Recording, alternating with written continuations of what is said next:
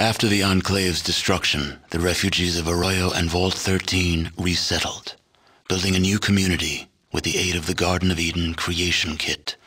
Finding themselves hundreds of miles from their vault, the members of Vault 13 chose to join the villagers in establishing a new community, and their technical expertise, combined with the villagers' survival skills, allowed the new settlement to grow and prosper.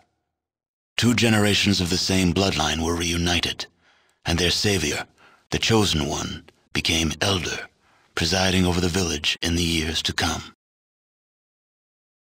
Arroyo's elder lived for many years after the destruction of the Enclave. She was pleased that the ancient separation between Vault 13 and the Vault Dweller had been reconciled, and many were the times she told you that she wished the Vault Dweller were alive to have seen the reconciliation take place. The elder passed away in her sleep, certain that the safety of your new village had been secured and was now flourishing. Many of the older Arroyo residents believe that she now lives in the Vault of the Sky, telling the Vault Dwellers of your brave deeds. Metzger's slave trade in the den expanded greatly, giving him influence and power throughout most of the area. Breeding pens were started, and eventually, no one was safe from the threat of being enslaved. Travelers avoided the den, hearing of the evils committed within its walls. In the years to come, Vault City suffered greatly from raider attacks. Eventually, the situation grew so desperate, the citizens were forced to request aid from NCR. Within a month, a large detachment of the NCR's military was stationed in Vault City. The military presence quickly became an occupation force, and Vault City became the first of NCR's border territories. With their jet production halted with the discovery of a cure, the Mordino family quickly lost ground in New Reno and were absorbed by the other families. Most became enforcers or slaves, and the name Mordino was soon forgotten. Repairing Gecko's power plant prevented any further radioactivity from leaking into Vault City's groundwater. Though this eased tensions between the 2 communities, they still maintain an uneasy truce. You still hear mention of Harold from time to time. Apparently, the tree growing from his head has gotten larger, and if rumors are to be believed, fruit is growing from it. The seeds are said to be remarkably tough, and several of them have taken root even in the most barren stretches of the wasteland.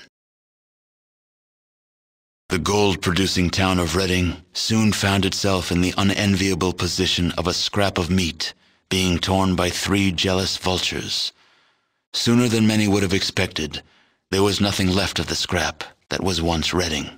For Vault City, New Reno, and the new California Republic had laid waste to what was once an area of plenty. Nothing now exists but the desiccated husk of what was once Redding. Shortly after your last departure, the powder keg of racial tension in Broken Hills exploded. Racist humans fought against mutants, ghouls, and humans who sided with the mutants. The few survivors of the battle destroyed the mine, ensuring no one else could profit by it, and disappeared into the wastes.